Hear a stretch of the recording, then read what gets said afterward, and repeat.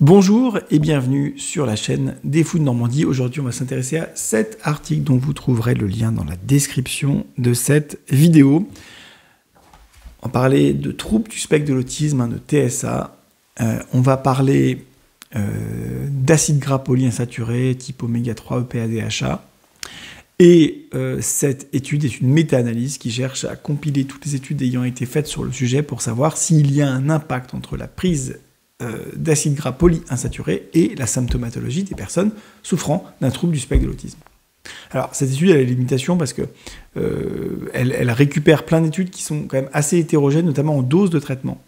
Mais voilà, elle a quand même le mérite d'exister, elle est intéressante et ça reste quand même voilà, une information supplémentaire. Alors, est-ce que, oui ou non, si je donne à mon enfant qui a un trouble du spectre de l'autisme des oméga 3 type EPA, DHA, acides gras polyinsaturés, eh bien, je peux attendre à une baisse de sa symptomatologie. En général, de TSA, la réponse est non. Voilà, non. Après, on rentre dans le détail. Est-ce que, si je donne à mon enfant souffrant d'un TSA des acides gras polyinsaturés, est-ce que je peux m'attendre à une diminution d'un symptôme qui serait l'anxiété?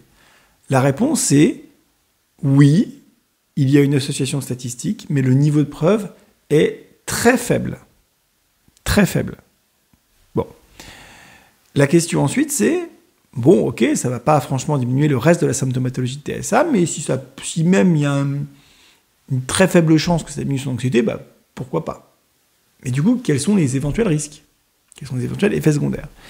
Eh bien, sachez que si vous donnez des oméga 3 type EPA, DHA, l'acide gras polyinsaturé à votre enfant souffrant d'un TSA, il y a aussi un risque, très faible, c'est vrai aussi.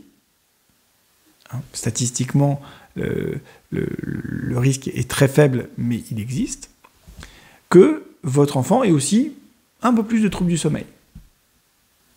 Voilà, balance, bénéfice, risque. C'est-à-dire que il est maintenant, avec cette étude, on peut se poser cette question, est-ce que vraiment j'ai un intérêt à donner à mon enfant des oméga 3 polyinsaturés, enfin des acides gras polyinsaturés type EPA, DHA, quand il souffre d'un trouble du spectre de l'autisme? Et ben, à quoi je peux m'attendre?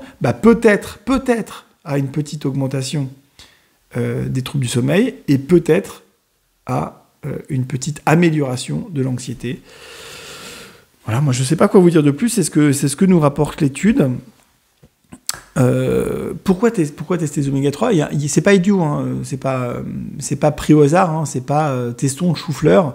Il y a un rationnel scientifique qui n'est pas fou, qui n'est pas délirant, qui n'est pas inapproprié à tester cette hypothèse.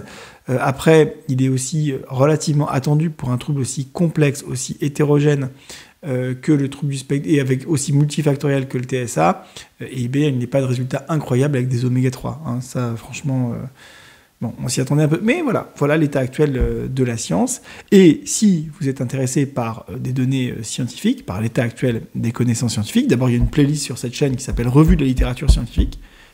À chaque fois, vous avez une vidéo avec un article qui est voilà, dans les commentaires de cette vidéo, plus exactement dans la partie description de cette vidéo, et ça vous permet d'aller voilà, creuser un sujet qui vous intéresse.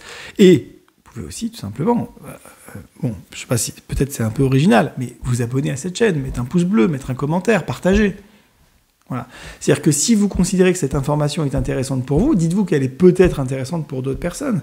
Et donc, est-ce que ce ne serait pas une bonne action que de partager cette vidéo pour, voilà, ou celle-là ou les autres, je ne sais pas, pour partager donc cette vidéo, cette information avec d'autres personnes qui pourraient être intéressées aussi. Est-ce que vous voulez garder ça que pour vous ou est-ce que vous voulez partager?